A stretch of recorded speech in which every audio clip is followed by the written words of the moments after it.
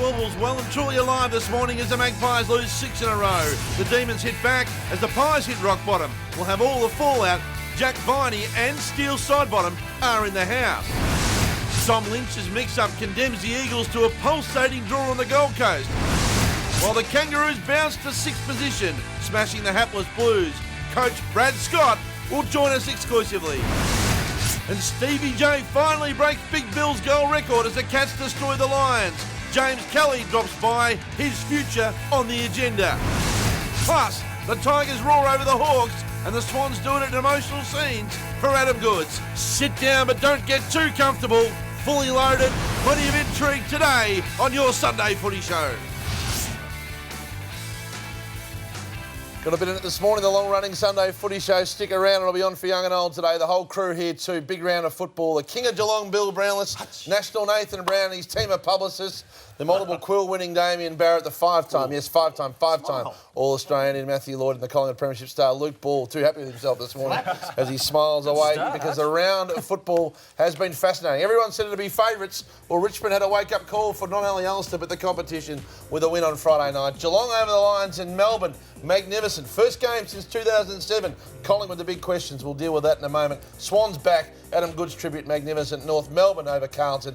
And the coast couldn't be split. The Gold and the West went even Stevens in the south of Queensland. Good. The ladder as it sits in round 18, it's taking shape. Hawthorn, the payout on the premiership hasn't given them a top 2 berth. Down to 3rd, it looks unlikely. Big game against West Coast next week. Sydney in 4th. Richmond look destined for 5th. North Melbourne Bulldogs and yes, Geelong sneak in to the top 8. The expensive Adelaide questions to be answered. The Giants down to 10th and Collingwood have slipped a Rooney to 11th and some real issues for the Pies. And they're to feature at the business end of the season. It was a 6-game losing streak, Matthew Lloyd, that no one saw coming. It was, Hutchie. Last year, they were 8 wins and 3 losses, then went 3 and 8 in the run home. And again, it's happened, Damo. So 8 and 3, lost 6 in a row. I believe they've lost their manic pressure that they had earlier in the year. And then yesterday, with Cloak going down, Elliott being injured, they've got no way to score now. Why are people glossing over this, Lloyd? This is a mini crisis, I would have thought. 6 in a row, coming off 8 and 3. Young side, though. No, young side. No, that's over. Young side. What's happened I reckon in a row, when we came into this season, we thought, how young are Collingwood? How many players they lost?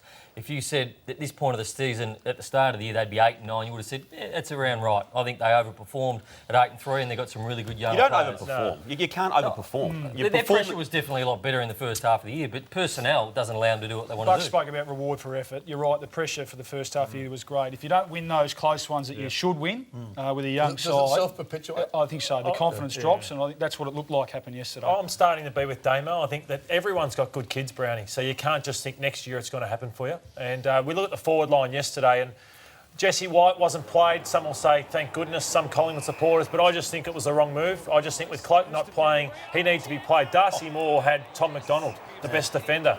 He might have gone to Jesse White and he played. And then what did you make of Elliott being the sub, Brownie? Because it was a bit of a strange one. They said he couldn't play the full game. Like you said, when Cloak was out, I thought Jesse White needed to play. And then to start him as a sub, I didn't understand that. If you're right to go, he's their best, most dangerous forward. You probably have to play him. I don't see why they would bring him on unless they thought they were a lot better than Melbourne and they're going to come on and he was going to provide the cream on top. It was one or lost in the midfield like it usually is, though. And this bloke here, Bernie Vince, is back to his best form, Bill. His best and fairest form. He was in Lordie's All-Australian team about a month ago, dropped out. Well, I'd be surprised to see him not in again today. He had 30 odd possessions, but hitting the scoreboard too. He's a beautiful kicking goal of the ball, both sides of the body. And he took Pendles on yesterday, and Pendles was pretty good, but he probably just shaded him in the end, and it was one of the reasons they were able to get the result. He was terrific. 3 midfield goals is pretty good. Oh, very good. Him and Max Gawn. He's gone another step too, another level. Big Max. Try and work Melbourne out. They win some big games, Geelong, Collingwood, Richmond, and yet play some shocking football against the lowly teams. Well, I reckon someone has worked them out. He's over by the plasma. You know, it's a big story, Bill, when he's walking on his feet early. Matthew Lloyd, hang time. Thanks, Hutch. For a premiership coach, Paul Roos gets criticised a bit for his game style. I want to take you back only 7 days. And this was their game style last week. St Kilda apply a lot of pressure, but Don't handball to guys flat-footed and moving backwards. This is what happened all day against the St Kilda Footy Club. Fast forward those 7 days, I reckon he's taken some of that criticism on and said, we've got to move the ball forward. You're allowed to handball, but we must keep the ball going in motion and we've got to kick a little bit more. This was early on, you see, 4 minutes into the game, just the ball movement. It helps a gun like Jesse Hogan with his forward play. And then this one. Move the ball on. At least they're handballing. They're not handballing to stationary targets. Collingwood's pressure wasn't what St Kilda's was. But look at this movement. It's just movement. Players are getting out the back as a result. And then you see this one. Jeff Garlett out the back. And I thought the last one was a crunch time. Collingwood were coming hard. Watch this movement. We did not see this for much of probably the last 5 or 6 weeks, even since the Geelong win. But this sort of summed up where Melbourne were. They've got to be able to sustain it though, Hutchie. I thought it was a difference in sort of their football from last week to this week. It all boils down to with Melbourne is when they win the contested footy, they start with the ball in the middle of the ground and go forward, rather than if they win it in the back end, they struggle to get through those zones. But they won the contested footy yesterday against Collingwood. St Kilda smashed them around the ball last week, and that's where it all starts from. Saw our first draw yesterday or last night. The Eagles drew with the Suns. They couldn't split the coast. I like that, Hutchie, the gold and the west. And it was this man here who takes a mark with 40 seconds to go. Big Tommy Lynch, 44 seconds to go. Kicks the goal, just sneaks it in. Funny enough, he thought he'd won it for him. He was very happy with that. And he went back to the centre, saw and went. But a really good win, or I'd say a win for the Gold Coast Suns. Well, it wasn't a win, Bill. But it was a win for them, I'm telling you. And we've got to actually stamp this out of the game now. What? The draw. Because it has no place in modern footy. You don't We're think it competing does? against soccer really hard, Yeah. which is a heavy draw-dependent game. No other major sports or football codes and what other than soccer. I don't Extra time? save me your emails. Or goal shootout? Either or. Like this is I'd a go the development market where we're trying to So win what are you people saying should over. happen? There's only 9,500 people there. Yeah, We sent them all home disappointed yesterday. So who thinks on this panel the draw should be gone? I like the draw. No, leave it. How could you possibly like the draw? I've had one, Hutchie. It's round 18. We've had one for We've the won year. for the What do year. we need a knee-jerk reaction This to is an that? entertainment I product. don't mind it. I don't like the shootout as much, Brandon, but 5 minutes each end. I remember watching a North v Hawthorn final. Carey ripped it apart. 93. Yeah. 5 minutes each end. It did add a lot. We're still talking 12 goals each, Hutchie, not a nil-all draw or a 1-all We're draw trying to like get soccer. teams to kick more goals. This is showbiz, and we've still got draws. It's unbelievable. Totally. It was effectively a win, though, wasn't it? For It was, that's what I'm saying. No, for West Coast. Oh, they're 6 points clear now Yeah. in Second. The Swans were really good last night, and Kurt Tippett was one of the players. He hasn't had a great year, but last night was his best game of the year. He had 19 disposals, kicked 3 goals, and he just looked like his movement was there. He moved up into the ruck at times, back into the forward line, along with Franklin, who we'll talk about in a minute. They kicked 6 goals between them, but this was Kurt Tippett's best game for the season, Lloydie. It was. He started the game really well, Brownie, and I think they've got to make him more of a focus. I think Lance Franklin is so dominant. Give him his time in the sun out of the goal square because he's powerful, but they just don't allow him to do it enough. And Buddy was the other big story of the night. He clearly played injured last night, Buddy. He had a really sore back. You saw him a couple of times. We've got a few highlights here where he just can't go. And John Longmire said after the game that he probably thought that Lance Franklin shouldn't have played. He still kicked 3 goals, had 7 disposals, so you'd have to think he did his job, but he'll be in doubt for next week. The tributes flowed for Adam Goodes, as they were probably always going to do at the SCG. It's almost stood to reason that Lewis Jetta kicked the first goal of the game, and I love that little dance. Looks like he moves pretty well there, Bill, on the dance floor. I'd like to They see had him this- after hours. That's right, the 7th minute of the third quarter. So 3-7, 37, Adam Goodes' number.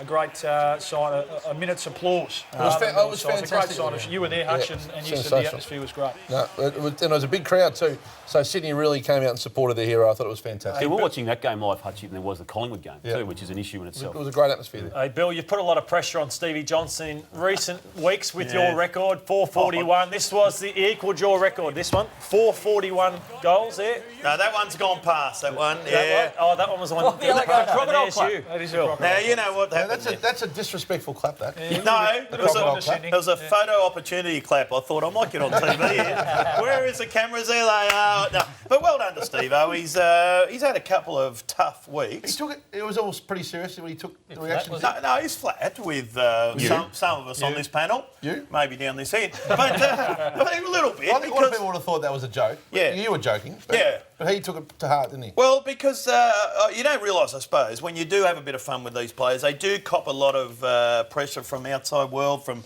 Twitter and things like that. So he copped that, but it has taken 52 more games too, by the way, for him to kick the goal. Your career's coming to an end, Yes. and you would believe that you want to keep going. It's a stressful time, and that's what he's going through at the moment. Exactly right. And we'll ask James Kelly about Yeah. that. Okay, so there you go. An unbelievable effort from Stevie J to go past Bill Brownless. Oh, it's not really. And did you text him after the game, Bill? I did. I said, well done, champ. I'll step off the podium. He said, yep, get off it, fat. So, well done to him. National. How good were the Tigers the other night? You wondered how they were going to beat the Hawks and how they were going to kick 100 points. Everybody thought that they needed to kick 100 points. How did they mow down the Hawks and their defensive skills? I'll tell you how they did it. They won the football and they played on at every cost. 11-3 play-ons in the first quarter, 24-13 for the game. I'll just show you how it spread the Hawks. See Tyrone Vickery here. Plays on instantly and gives it to a player under pressure. But look how many Hawthorn players are drawn to Miles here. 4 players. So that means there's 3 Richmond players free. Now, they don't kick a goal out of this play, but look the way they spread the Hawks. No side has been able to spread the Hawks the way they have here. They get the ball and they get it towards half forward. Here's Dustin Martin playing on again as soon as he gets it. Jack Rewalt gets the footy, looks up, plays on. Doesn't allow the Hawthorn players to get back. They get it in. This is one of the best ones of the night. Tyrone Vickery involved again. Gets it to Martin. Plays on straight away. A player on the other side. They stretch the Hawks again. Gibson has to come up here. Gets it over the top to Ben Lennon. Again, they don't kick a goal out of this one, but this is late in the game. They took the game on again late in the game. They get a goal out of this. This is the sealer. They go up the middle, and we'll fast forward this one as we get it through down the other end. Play on straight away. They give it to the Jet and Delidio, his best man on the ground, and he finishes it. It all started from being able to play on and not allow Hawthorn time with the footy. Gee, they were aggressive too from the... Trent Cotton, has he taken the tough pills this year? He's certainly got more aggressive, hasn't he, Trent? Bill, 6 weeks ago on this program, Brett Delidio refused to engage in conversation about the Tigers' premiership's hopes on Triple M yesterday, though. He did. He did. If you don't win a final this year, it's another failed season. I wouldn't say it's a failed season. No, I'd say everyone's aiming to get into the finals, and that's what we'll be doing to make sure we're giving ourselves a chance to play in that last day. Brett, can you win the premiership? Absolutely. I think you've got to be in it to win it, don't you, Damo? And if you're not keen on winning it, you're not. What's the point in playing? So we'll give you every crack, that's for sure. He's come a long way. It's good to see. Confidence growing. He was frosty with you when he came here 6 weeks ago. I wanted to hear that 6 weeks ago, Hutchie. But now he believes and he's confident enough to say it, which he wasn't back then. Do you think they can win the flag? I don't know. Luke? Well, if they get there, they can, because they've shown that they can beat the Hawks. But I don't think they'll get there. But I don't think they'll get there. So no. No. Okay. Speaking of Frosty, Hutch, bit going on yesterday or last night, wasn't there? Segue. There you go. All right, well, at Channel 7, half-time, I was just standing up, but half-time, Clarko, of course, who's taken over, Mick Moldhouse maybe there, he wasn't happy with Steve-O. Good work, Paulie. Do you think, guys, it's a tactical move as much as anything by the Hawks? No, not tonight. I don't think James Frawley's copped a knock for mine. Don't they usually go down to the rooms and do a test, though? He didn't do that. He stayed on the bench. Didn't look too much testing going on to me. You really think we do that? You got a doctor down on the bench who makes a concussion call, and the coach doesn't have anything to do with it. Get that clear. Not me, not 17 other coaches either. We never overrule the doctor in terms of anything to do with that. So whether was it Duck, was it? No, there was speculation through the night. Yeah. Carey? No, it wasn't Wayne. Another great call by Carey. Silly, mate. We should open the file on Wayne Carey. Got a little clip, but I'm used to those. It's just another one, Clarko. Clearly not happy. Sam and I made up, Clarko. Anyway, you lost. Oh, that won't be forgotten pretty quickly, will it? Those two are just starting to simmer it out at the moment. Yeah, absolutely. The Kangaroos had a pretty good win again last night, Damo, your team. They were challenged, actually, in the second quarter. The Blues dug in and showed a bit of fight, but we'll talk to Brad Scott soon when he comes on. They seem to be just building a bit of momentum going into the last month of the year, Bill. Wouldn't have been happy at half-time, I wouldn't have thought, Bradley. No, the quarter time, it looked like this game will be this will be another 100-pointer. But the Blues were good. Credit to the Blues. They hung in there and their good players lifted. Bully, the jockeying positions amongst the teams in the 8 is intense, but it is down the bottom of the ladder too. Teams 16, 17, 18, they're fighting for a couple of prized draft kids. I'll get Brownie to speak about these two in a moment. But just have a look at it. Carlton 16th, Gold Coast 17th, Brisbane 18. There's a couple of matches coming up. Next Saturday, Brisbane v Gold Coast, and then the following week, Brisbane v Carlton. Hutchie, we're talking about tanking here by raising this because it's very good. Damo, Carlton will be very happy to get as low as they can on the ladder to get access to Jacob Weitering. So you're saying... And right now they're third last. You're saying they won't attempt to win another game. That's a very big accusation. I'm very keen to watch what all three clubs do in those matchups in the next couple of weeks You're and in the saying remainder of the year. that these two kids are so good, and the Lions are pretty set, I think, aren't they, on the young tall? The Lions, Brownie said he's set on Josh Shack, but take us through Wiedering. Josh Shack's a Murray Bushranger, 6 foot tall, 6'4", and he's going to be taken by Brisbane. But who's this kid? This is Jacob Wiedering. He's going to play straight away, so he'll walk into round one. Harry He's Taylor built. He's a half-back flanker who reads it really well, uses it well, runs, and he's a very good player. But Shack is concerned that Wiedering might want to come home, so Brisbane are going to probably take Shack. So that'll be all on Future Stars today as well. So for Carlton, though, to get access to Wiedering or Shack, they need to finish one position below from where they currently are. So you're talking tanking? I'm talking, let's just have a watch of what happens in the next couple of weeks. Johnny Barker wouldn't like that, trying to get that coaching job next year. Well, he wants the job, of course, and Michael Christian last night on 3W said he had the job in the palm of his hands.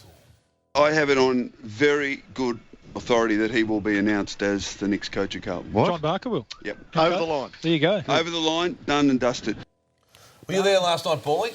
That doesn't seem to be consistent with what everyone else is saying. Carter's a bit of a surprise, but I think he was just trying to stir up something on an otherwise night that was going along pretty flat. No, I think he's got some sort of mail, but I'm not sure. I spoke to him this morning. He said definitively that he was going to coach the team. I spoke to him this morning. He said he might have been exaggerating to try and stir up some discussion on a game that wasn't going to... John Ralph truck work. Wow. What are you hearing on that front, Hutchie? I don't think he'll be in the final four. I don't see John Barker being coach at Carlton. But he could be. But He's done a good job, there's no doubt about that. Things that caught your eye. Kick us off, Billy Brownless. It was all about Stevie J yesterday. He had a great day, of course, but he did cop a couple. Joshy Walker knees him in the head here. He wasn't happy with that one. But the next one's a funny one. Look, the umpire strikes Steve-O. He goes down. Come on, Stephen. It's not that bad. You watch him go down like a... He thought he was playing for a free kick. It was the umpire. Well, this came across my inbox this week. Many of you wouldn't be aware that our esteemed leader here, Craig Hutchison, also doubles as Richard Wilkins' right-hand man. If we have a read here, he's also very much across... Make sure it's funny, Bully. Very much across the Super Bowl and halftime entertainment. And if we can get that screen to work... Murph, and I quote, I wouldn't be surprised if Brittany did it again after playing in 2001 with Aerosmith. T-Swizzle, talking about Taylor Swift. Is this Hutchie writing this? T-Swizzle, this Hutchie has broken her mum's music sales resorts in recent weeks. So Hutchie extending his work to international entertainment acclaim. You won't be able to afford to come, don't even worry about it. Bit too much freight for you. Well, I'll tell you what, he is a wheeler and a dealer, Hutch. I had the pleasure of just rolling through South Yarra in my car the other day, and I was meant to take a snap of this wheeler and dealer here, still doing deals on the phone in South Yarra. I hope those bike wheels are really pumped up tight. That is you, Hutch. Are you going to deny that is you? It's got a helmet on. That's a look-alike. Well done. That is you. That's you. Is that not you? No, that's what the game yesterday, Melbourne, they were phenomenal, and I could not wait to turn on the post-match and hear the summary of how they won it. Let's take a look at Eddie Maguire. All right, that's it. So, disappointing day, horror month and a half, and that makes it really hard for us. All right, that's it.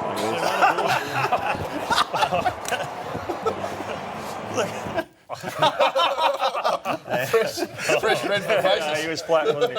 Extraordinary comments. Oh, what a disaster. Yeah. All right, let's straighten up. There's a big show ahead. Brad Scott, the North Melbourne coach, is going to join us. And James Kelly, whose future's on the line at Geelong. Plus plenty more, including Steel Sidebottom and that loss on your Sunday Footy Show.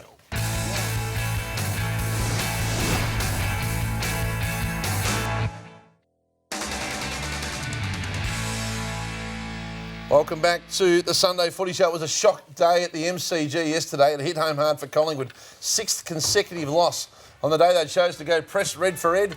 Melbourne 13-91 to Collingwood. Just 7 goals on the day, Matthew Lloyd. Yeah, Hutchie, Melbourne got the jump on them early. 4 goals to 1. They were the better side. They deserved to win. So Vince was phenomenal. Jones was solid. Jack Watts, he was one of the best games I've seen him playing for Collingwood. Steel Sidebottom that joins us. He had 21 disposals in the first half, was best man on the ground. But Steel, every time you went inside 50, it just seemed to be a battle for you and you just couldn't score throughout the day.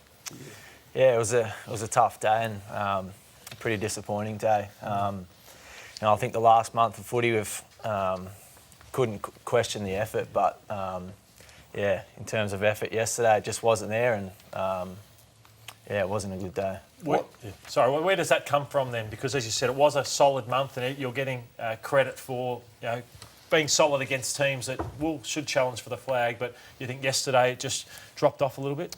Yeah, it definitely dropped off. I'm not sure where it came from, but yeah, as I mentioned, the last month has been good, and it was just really disappointing to play the way we did yesterday.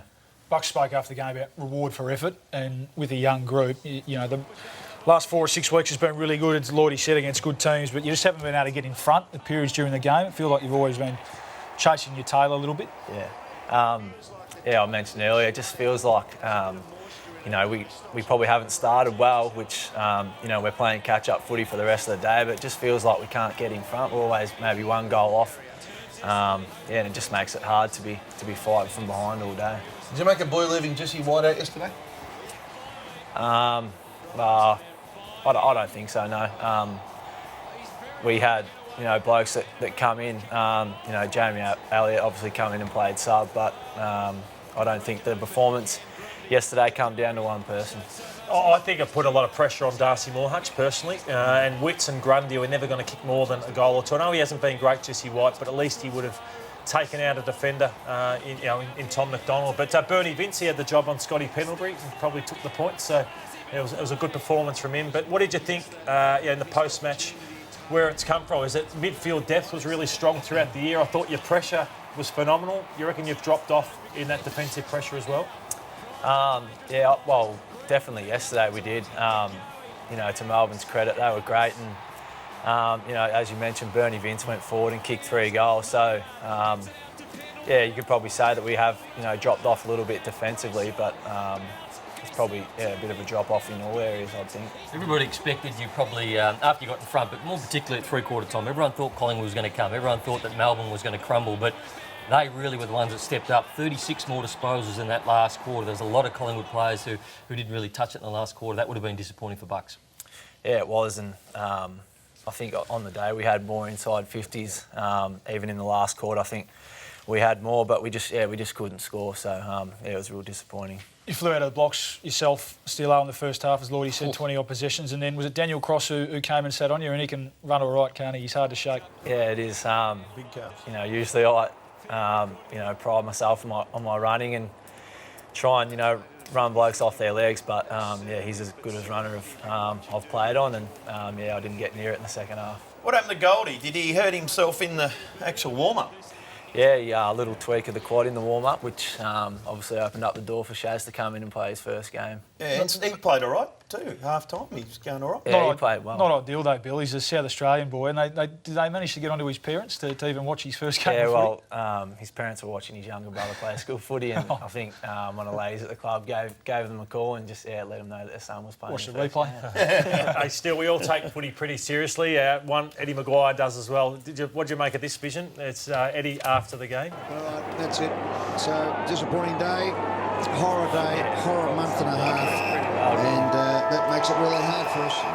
Right, that's it. See you later, boys. So what was he like in the rooms after the game, Eddie? Did you just try not to make eye contact with him? Well, Tommy Langdon actually said that exact same thing, that Ed didn't make too much eye contact, but he was all right. He got around the boys and just give him a bit of a tap on the back. But like most blokes, he was pretty disappointed in the way we played. You were 8-3 last year, then didn't make the finals. It looks like it's going to happen again. Do you see similarities between the 2 years at all?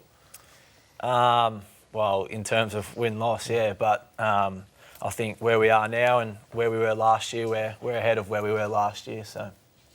One positive step for the club has been Travis Varco. He's been very, very good this year. And look at this during training a couple of weeks ago. Not sure what Goldie's trying to do to him here. What's going on there? That's why he had a sore quad yesterday. Yeah, exactly. He's fitted in well, hasn't he? Yeah, and if Still got enough talk about the lost Bill. Let's get to the votes. No, well, that wasn't the loss. That was at a training. Righto. There's the vote. Still didn't get in them. Did you give Steele votes? No. Half-time, he was best on ground, but dominant. Vince, Watts, best game I've seen him play in a long time. Jones and Jesse Hogan just straightened them up. He was great as well. Righto, Steelo. What we've got, you play golf, mate? Yeah, very good at golf. Oh, Taylor, mate. Have a look at this. This is made of greatness. One of the great drivers of all time. You've got that, the Aquila shoes and clothing, $250 voucher there, mate. Oh, you look good in that. The Home Timber and Hardware $100 gift voucher there. Go where the tradies go. King Chrome Tools. The 13-piece screwdriver set today for you, buddy. The bar fridges. These are magnificent. The bar fridges from barfridgesaustralia.com. Yeah, Causa.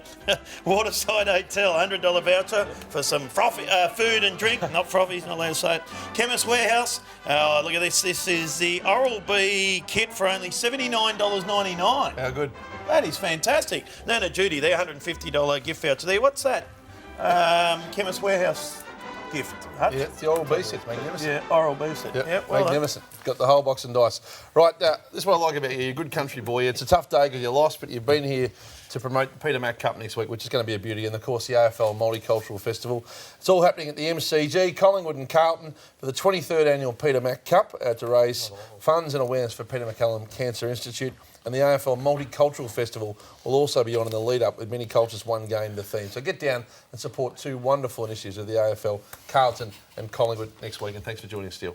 Steele Sidebottom joining us. Time now for the Chemist Warehouse. In the report is National Nathan Brown. The first one is Matty Leuenberger. His knee just goes underneath him yesterday. He was subbed out at half-time. The club believes he's escaped any serious damage. A lot of clubs interested. Dane Beam's shoulder, re-injured his Robertson shoulder. Didn't play last week and looks set to miss the rest of the season. You wouldn't play Dane Beams again. No. And also Rory Thompson hobbled off at half-time with an ankle injury. He was subbed out. He got some treatment under there. As you see him, he's looking pretty sore. He's crutches post-game, but he looks set to miss a few weeks as well. Good work. Gary Sidebottom still here? You related to Gary? No, I don't think so. Didn't miss the bus in this morning. He was here nice and ready on time. Thanks again, Steele. James Kelly, Brad Scott and more on the agenda still on your Sunday Footy Show.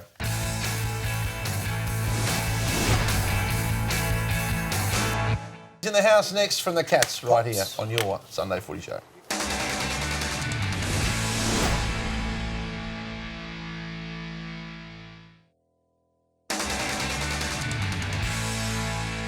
Welcome back to the Sunday Footy Show. It'll be a big footy show this week. Thursday night, the traditional slot, 8:30, on for young and old. Brendan Goddard, Dave Hughes and more. Be watching the all-conquering footy show on Thursday night right here on the mighty Channel 9 network. Billy Brownless was along yesterday for some TV hang time as his old mate Stevie J broke his record, and the Cats are building. They are. They're in the 8. 3 in a row, 3 good wins in a row. They're in the 8, as you said. They won every quarter yesterday. Joshy Walker kicked 5. He's highest goal tally for the Cats. Stevie 2, Tomahawk 2-2. Motlop very good, Caddy, Guthrie.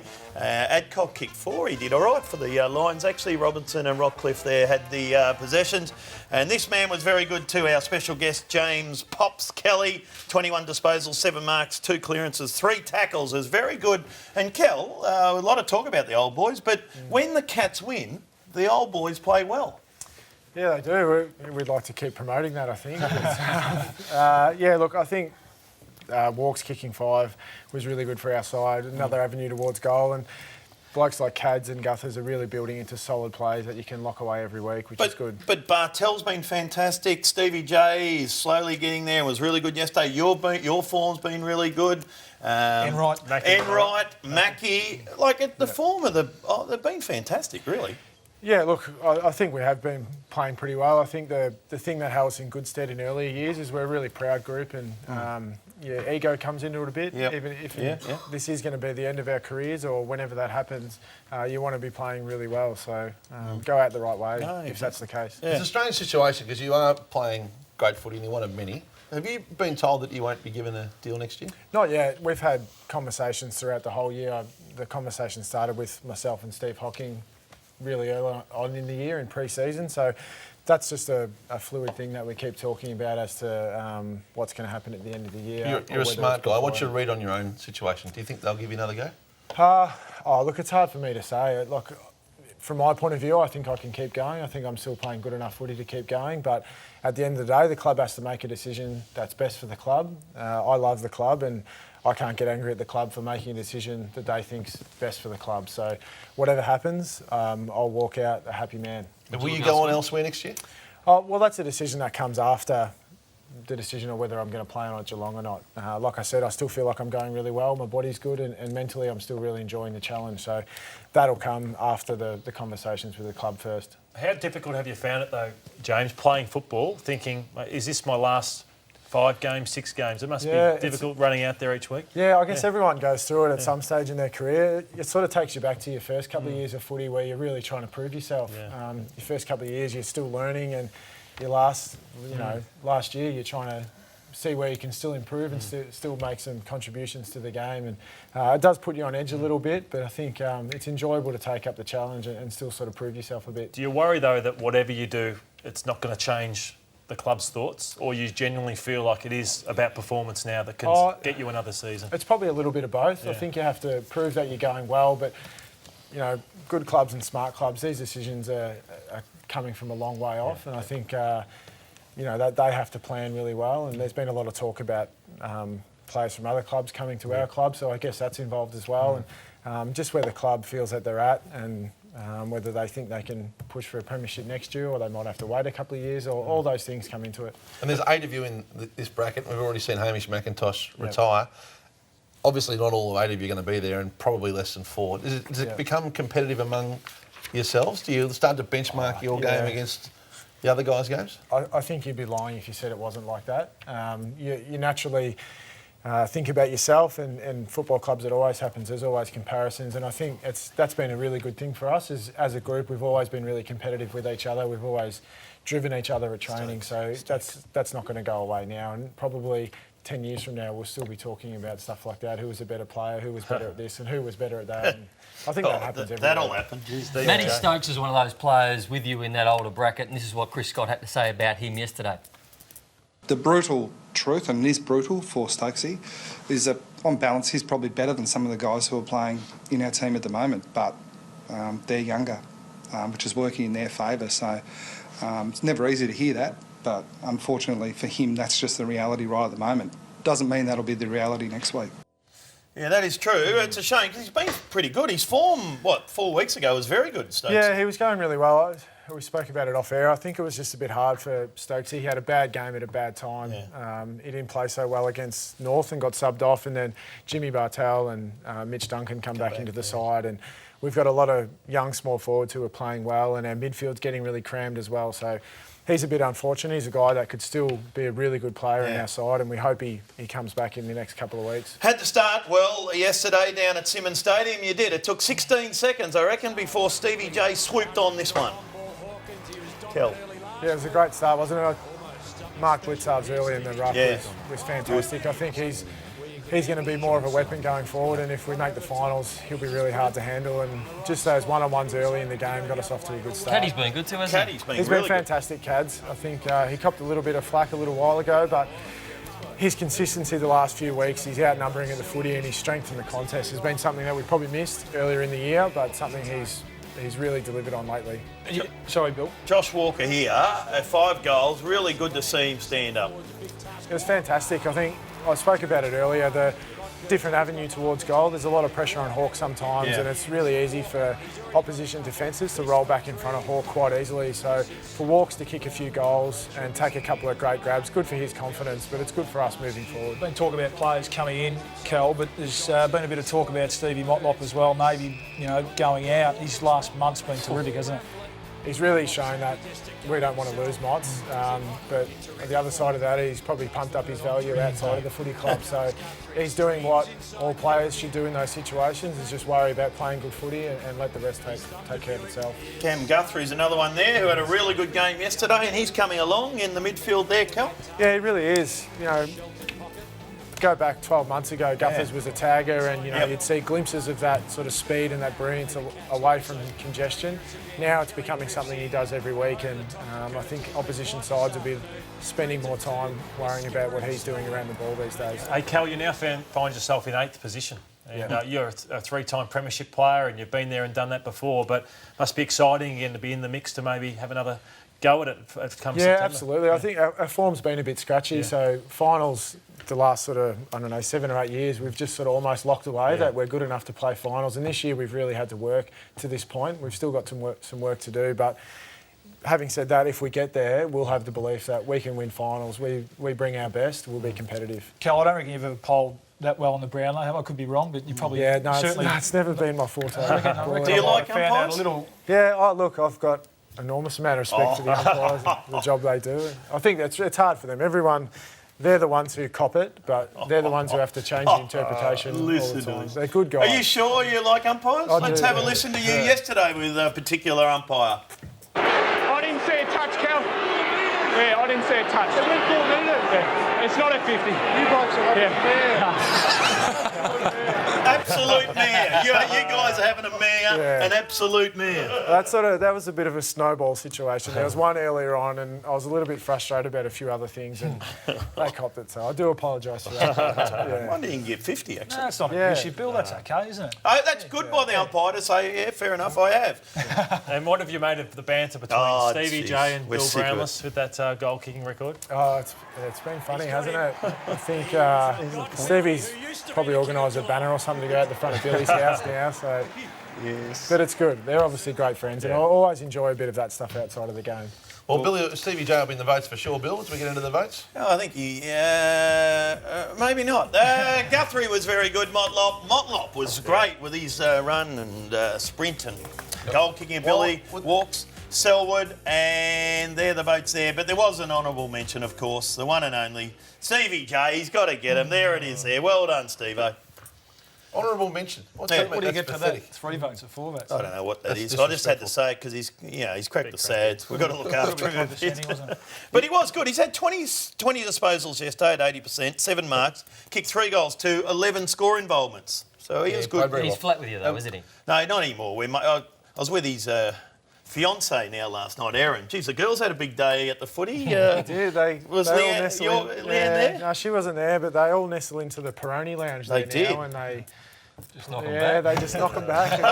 I'm sure they don't watch any of the footy. They didn't. Siren goes and they're all up and They had no idea who won. They thought Brisbane won yesterday. They were on it. So. Thanks for coming. If you don't play next year, what will you do? Coach or? I'm not sure. Look, I've got some ideas and some thoughts of what I want to do. There's a lot of aspects of coaching that I really love, but some that I don't. They're decisions I've still got to make, but they all flow on after, am I going to play on next year? Well, good luck with that and for the rest of the season. Thank you. James Kelly, one of the greats of the Cats, multiple premiership player, joining us on the Sunday Footy Show. A break, the Sydney Swans' magnificent win, the tribute to Adam Goodes, Matthew Lloyd's All-Australian and more after this.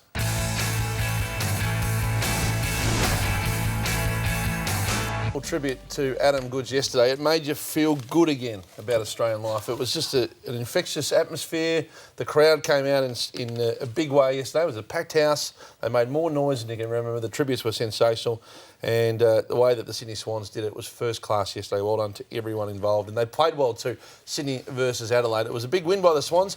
Adelaide were off the ball a bit, no doubt about it, Nath. So not a bit early to read too much in it for Sydney, but gee, they needed this win, the Swans. It was a good win. Kurt Tippett back to form, Lance Franklin. I thought it was a great show of support from all AFL players yesterday, Melbourne players and non-Aboriginal players as well, showing their support for Adam Goodes. And Adelaide would be disappointed as we have a look at some of the highlights. But it was an emotional game because one for Sydney was emotional for Adam Goodes. So Sydney were up and about for it. But I thought Adelaide's emotional run over the last month, I reckon they didn't have a lot to give yesterday, Adelaide, because they've been up for so long. They were very good in the showdown. But just yesterday they looked flat, and you can understand why they were flat. 146 disposals between McVeigh, Hanbury, Mitchell and Kennedy, the starting 4 for Sydney through the midfield, and only 87. So a difference of 59 possessions through your starting midfield. That was where Sydney won and lost the game yesterday. That was in their midfield. They were so very good. 136 more uncontested possessions. Adelaide actually won the contested footy, but when it got on the outside, they had no match for Sydney. Their tackle pressure was down. Eddie Betts has been down for a few weeks now. He only kicked the 1 goal. Tex Walker kicked a couple. We've spoken about Lance Franklin here. He was sore, but still able to kick his 3 goals yesterday. And for most of the day, Sydney had their number. I need a bit of trouble, the Crows, Brownie. I think you spoke about their emotional state. Is it only one way from here, do you think, or can they sort of dig in and bounce back for the last month? Well, I think they can bounce back because they've bounced back over the last month. I thought even before the tragic passing of Phil Walsh, that they were on a downhill slide and they were able to get themselves out of that and get themselves back in the 8. Lynch kicked 3 yesterday, but I still think they can bounce back. Their draw isn't the hardest draw in the world, so if they play good enough football, they can win. Kieran Jack was fantastic yesterday also. I don't think I got him in my vote. Tex Walker, just 9 positions. Yeah, only the 2 goals as well. Him and Eddie Betts, Their start of the year was fantastic, but they've been down over the last 6 to 7 Supply weeks. was down. Kieran Jack, 9 scoring assists, is the second most in AFL history yesterday. Hanbury was clearly best, 40 disposals. McVeigh had 37. Tom Mitchell had 37 and Kurt Tippett... Second most in AFL history. Where is he in the votes? I thought these 4 players played better than him, Hutch. Kurt Tippett, 3 goals and 19 disposals yesterday. Kieran Jack, if I'm giving out honourable mentions like Bill What did... sort of a year are you having with the votes? Those votes, yeah, they can't argue with those votes. It's time for Talk Lloydie. The Virgin Australian All-Australian team, powered by Velocity Frequent Flyer, each and every week. Matthew Lloyd won 5 of these in his day. Thanks, Hutchie, and it's a settled side this week. Could only make the one change, and Chris Muston obviously brought him in a couple of weeks ago. The couple that are lucky, I think Bruce had a poor game, and Lance Franklin also has been poor over the last month, but there's no forwards jumping out of the ground. The one change I've made, Kennedy from the Swans, he just keeps on keeping on Josh Kennedy, so let's watch his space, I suppose, for a couple of players who are on the fringe. I thought Bernie Vince's performance yesterday has him back in the frame, Brownie. Where's Delidio? Delidio? Yeah, Delidio. He was best on again the other night. Brandon Ellis.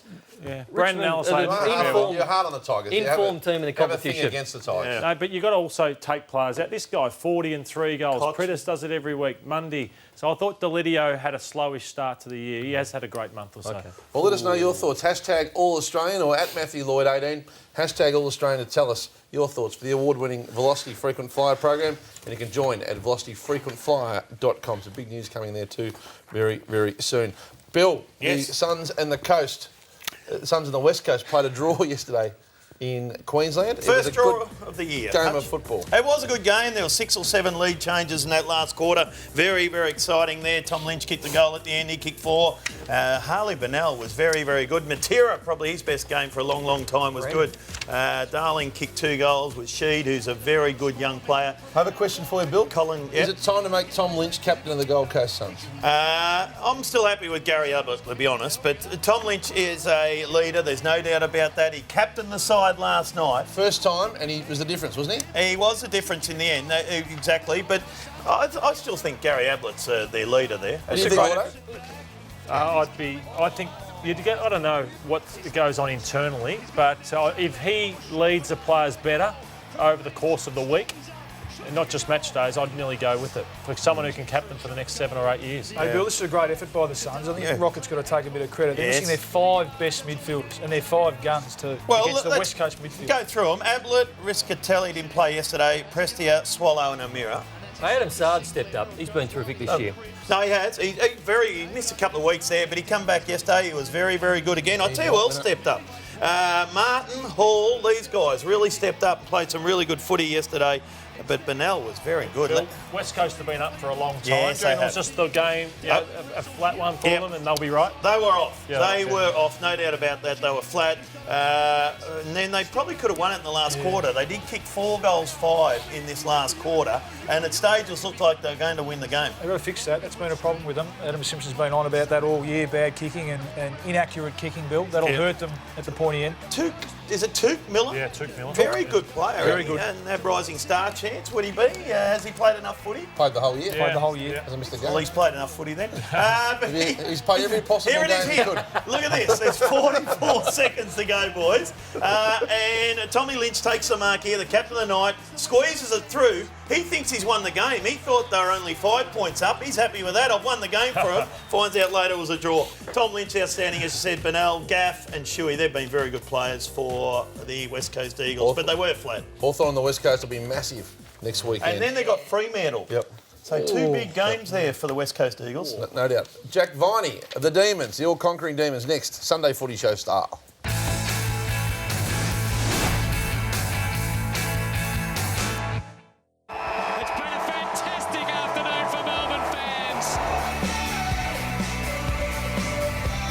Tremendous scenes at the MCG yesterday. It had been a 7-year drought for Melbourne over Collingwood. Some big Queen's birthdays along the run too. And while they might celebrate, the fans have been awfully patient for the competition's most underperforming team in the past decade. And they've become the most confusing this year. 3 big wins against 3-class opposition, singing at the top of their voices, some great kids coming through, and mixed in that, some disappointment as well along the way. Jack Viney joins us. Can you make sense of your football club at the moment?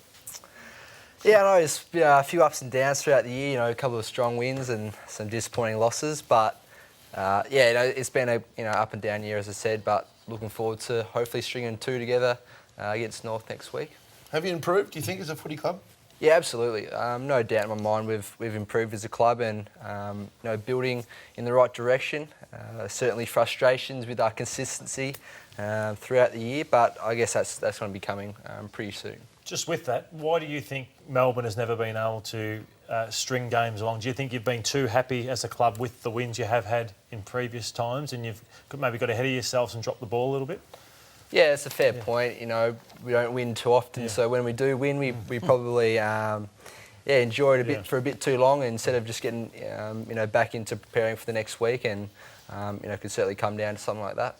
What about Maxi Gawn? He's a player that I think he might have only played 25 games due to knee reconstructions, but he's out of contract, I think, and there's been a lot of clubs crying out for someone like him. But did you see his growth coming this year? Yeah, absolutely. Maxi's had a pretty unfortunate start to his career with a few knees, and he's found some form and playing some terrific footy. You always knew he's kind of had that ability to be the player he is at the moment. Just with those kind of injuries, he had a bit of a slow start to his career. Keeping Mark Jomo out of the team at the moment pretty comfortably as well. Tell us about Jesse Hogan, Jack. I think everyone's got a little man crush on him, the young bloke playing at centre half forward then. What's he like Monday to Friday as well? Yeah, Hogs is animal on the field and animal at training, and I guess during the week he's pretty relaxed kind of character. Doesn't get fazed by too much, but ultra professional when it comes to training. Is he enjoying life in Melbourne? We know he's a WA boy. At some stage, of course, there'll be plenty of talk about luring him home, but is he enjoying life down here?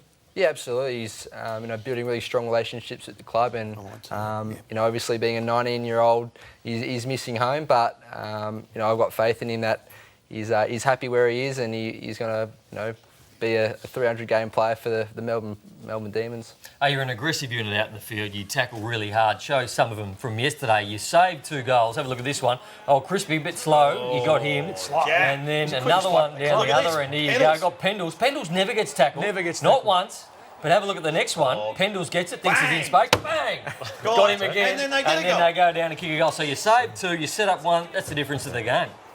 Yeah, I'll claim it. Yeah, I was the difference. Very aggressive, actually, to Marley Williams, too. Have a look at this here. You line him up from a long, long way back. Oh, get him! Oh!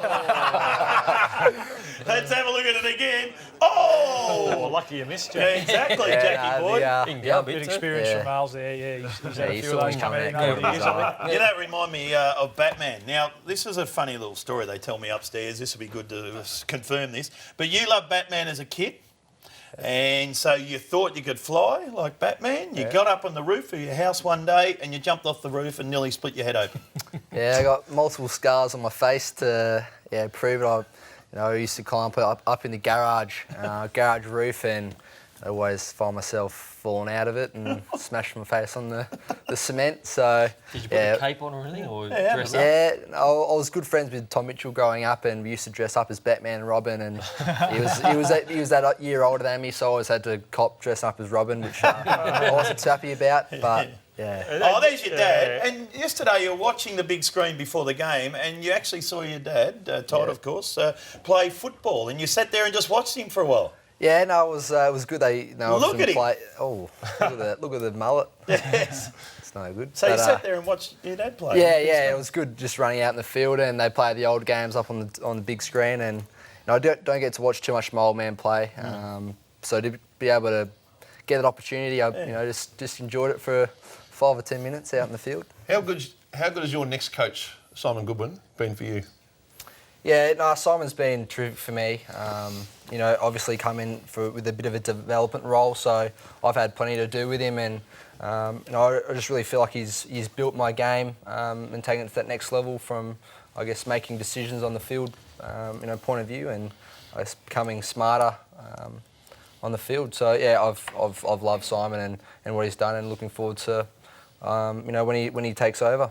Hey, when you look at the list and what Melbourne's building, what player do you lack, do you think? What type of player?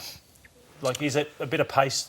I think through the midfield, do you think that's what it is? Yeah, definitely. I think, we've got the grunt around the ball now. We can get that kind of polish and, speed on the outside. Is Petrarca that player? What sort of player will he become, you think?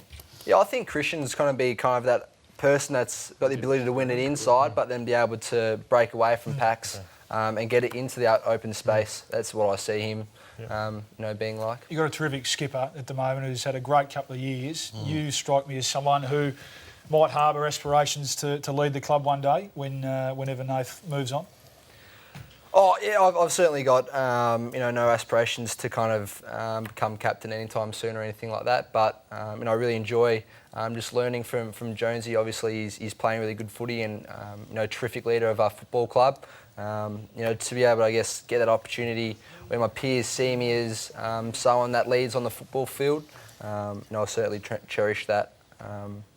Yeah. I went on a tour to Europe with Jack. Ooh. And how'd you get on that, mate? Through the academy. Suit yourself in the story. No. And this guy and Mickey O'Loughlin would give him push-ups, knuckle push-ups, 6 o'clock in the morning for punishments. Yes. After 3 days, he was like a piranha on anyone who would do anything wrong. And it stuck with me forever in terms of the disciplines that he demanded of his teammates. So I'm with you in that regard. You do not want to mess with this bloke. He was brilliant on that trip. Well, Piranha. There you go.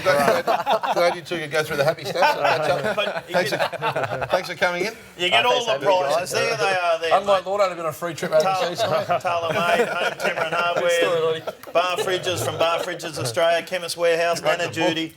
They're all there for you, Jackie boy. Thanks for coming in, champ. Thanks for having me, guys. Good luck for the rest of the year. Jack Viney joining us. And there's a TV star now too. I see you and your old man made the commercial. Yeah, mate, just working on my life after footy. Well, Hawthorn and Richmond phone up. We'll have a quick look at this, I think, too, national, because it was pretty significant. 18-point win to your boys. Yeah, fantastic. Miles is really good. Dustin Martin again. Alice keeps getting it. Brett Delidio set it up with 3 goals in the first quarter. Lewis had a really slow start, but he was really good the last 3 quarters. Jack Gunston, 3 goals. Cyril was quiet, but he kicked one and he looked like breaking the game open in the last quarter. But the Tigers were able to hold on. And people ask, and I did the analysis before, what's the best way of stopping Hawthorn from scoring? How do you stop Hawthorn from scoring? It's actually, they won the contested footy. And now, Hawthorn had more tackles than Richmond, but they won the football. So Hawthorn didn't have the football, and they were to move it quickly. So the best way to stop Hawthorn is moving the ball quickly, moving it efficiently. And the Richmond Footy Club did this in the first quarter. Delidio was outstanding. He was electric in the first quarter. He set it up. He kicked 3 goals. I've never seen Hawthorn fumble as much as they have on the night. Richmond didn't tackle them a lot, but it was more perceived pressure than anything around the football. Hawthorn made that many ball handling errors, and it went into the hands of the Tigers, and they did not make the mistakes. Although Pigavan Marich in the ruck was terrific. Again, Dustin Martin was good. That man there, McIntosh, just keeps getting better and better for the Tigers. Cotchin was okay. Aggressive. As the skipper, he's very aggressive. As I said, Cyril kicked the goal, and for a couple of times in the last quarter, looked like he was going to break the game open, but he missed a couple of bad ones in that last quarter. They missed a lot in that last quarter, the Hawks, and it could have been different if they were able to kick their goals. Taylor Hunt in the back end, he's been okay. Lambert stepped up. This young man kicks a goal here. And Richmond now, they believe, and we showed before, Lloydie, how Brett Delidio 6 weeks ago wasn't concerned about even winning in a final. Now he thinks they can win the premiership. It shows in 6 weeks how much confidence you gain from beating Sydney, Port Adelaide away, Fremantle away, and then now the best in the business against Hawthorn. On their premiership hopes, Nash, where do you sit with Richmond? I know you're giving Essendon a chance to win the flag, but do you think Richmond can go that extra step? Yes, I do, Hutch. You can only beat what's in front of you, and they've beaten every side above them at the moment. Come final time, they're going to play at the MCG. Delidio is the best man on the ground. Miles not far behind him. Alice through the midfield, and a bigger Barn Marich also. Tigers are building, no doubt about it, and the Lou Richards medal's building too. Nat Fyfe in front. The gap is closing. Hanbury coming, Goldstein coming, Gaff and Mitchell. Everyone went early on Fyfe in the Brownlow. Well, this is even bigger, the Lou Richards medal, and he's still in front. Misses this weekend. Of course, the Lou Richards is brought to you by the Isuzu D-Max, and there are a few in the box seat to be one of these brand new Isuzu D-Max utes for a junior footy club of their choice. It's sensational. Plus, the winner takes home $20,000, all thanks to the Isuzu D. What are you laughing at, Pickle? Pickle. D-Max ute. No. Yeah, that's all right. He bent down to pick up his water and his head's right in the Isuzu shop. Sorry about that. Right. Isuzu D-Max, magnificent. Damien Barrett with the Sunday Agenda.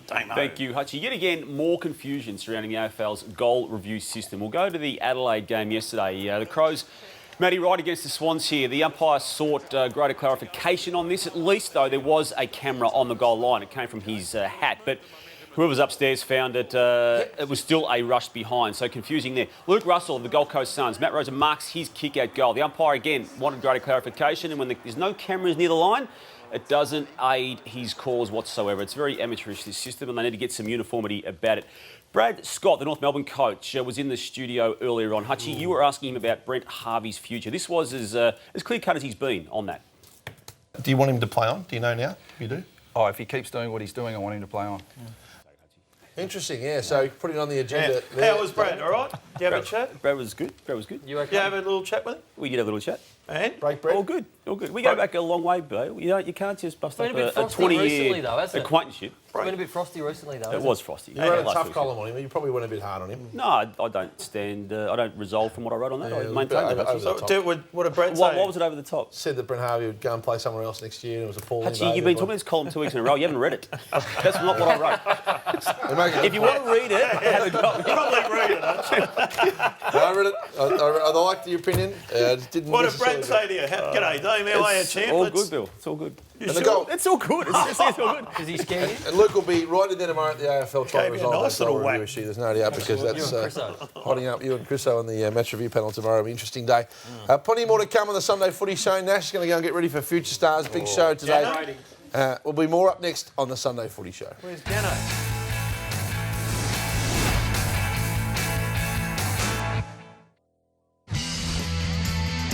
What a massive year this man has had. Gillon McLachlan, Chief Executive of the AFL, first season in the game, plenty of issues, worlds colliding at the moment. He joins us exclusively tomorrow night, 9:30 on Footy Classified to review the season of the AFL in his first year as the Chief Executive, Bill. Looking forward to that. What are you going to ask him, Hutch? They're putting on the agenda, Bill, I reckon. What do you reckon? I think he had a good situation in recent days. It's dominated his thinking and will dominate the early part of the conversation. Looking forward to Gil, 9:30 on Monday. What are you going to go with, Lordo? I think he said, did he say he's going to bring the game, listen to the fans? Yeah, the fans, get them back, but also the look of the game, Bill. Does he like it? Good work. Well done, Lordo. Speaking of big first years, Bill, in the game, Christian Jansen from sportsbet.com.au is having a rookie year for the ages. Gents, welcome from sportsbet.com.au. Some sort of pressure. Thanks, Hutchie. Let's get straight into the three games this afternoon. Port, they're extremely short. Punters are all over them at $1.20 against the Saints. Then we move on to the Western Bulldogs. Money running 3-1 in favour of the Doggies at $1.42 there against the Bombers, $2.95. Perhaps a bit of value there for Bombers fans. Then later on, $1.22. We're not giving you much there for the Dockers, are we? $4.50 for the Giants if you're keen on them. Of course, cashback up to $100 on every game for the remainder of the home and away season if your team leads at any break but ends up losing for your first head-to-head bet of that match. And if we look at the premiership market, speaking of cashback, the Hawks are favourites. We've already paid out on them on Thursday. Yes. Of course, $1.1 million to 4,000 plus customers. They didn't care that they lost to the Tigers, did they? They're already home. They're all paid up. You can still have a bet at sportsbet.com.au. Download the app, but please gamble responsibly, guys. The early payout. What about the hate mail I've been getting from Hawks fans since Friday night? They reckon I'm to blame. I put the Moz on them. What about Janso? He's been in the chair only a short period of time. He's written a $1.1 million cheque bill, and they got beat the Hawks. Oh, yeah, what are you doing there? Paying the punters, Janso. Yeah, to those Hawthorn fans who wrote me those letters, I will not be responding till after grand final day. I'm a Hawks fan, and I've done it. He's a generous dude, isn't he? Oh, yes. Matty Campbell wouldn't have done that. He'll get it back, I reckon. Not out of my pocket, I'll give you this. Big Sunday afternoon. It's going to be a great day of footy. Looking forward to it this afternoon. Don't forget, Future Stars is up next. Ash. And Footy SA in South Australia. Thanks for watching us on the Sunday Footy Show.